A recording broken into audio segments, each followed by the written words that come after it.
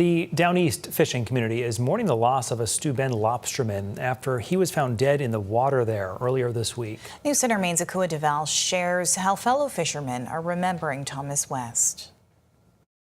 This is where Tommy's boat is, the furthest one out. A quiet stretch of Dyer Bay, now marked by loss. The Maine Department of Marine Resources says 63-year-old Steuben lobsterman Thomas West was found in the water near his boat earlier this week. Friend and fellow fisherman Glenn Robinson grew up with West. I went out to fill my wood boil and I heard his boat still running out there. We went aboard and checked on him. That's when we discovered he was missing. Friends say West came from a long line of fishermen, a family deeply rooted in the Downeast fishing community. He was a hard worker. You know, like I said, he took care of his family and he put his time in.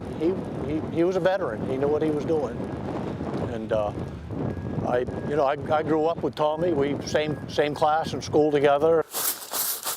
And to those who knew him, West stood out for the way he carried himself off the water. You know, he's funny, tried to make people laugh. He was a likable guy, you know, he a family man. He loved his family, his kids. Now Robinson says in a place where most days are spent side by side on the water, those same familiar faces are now coming together on shore.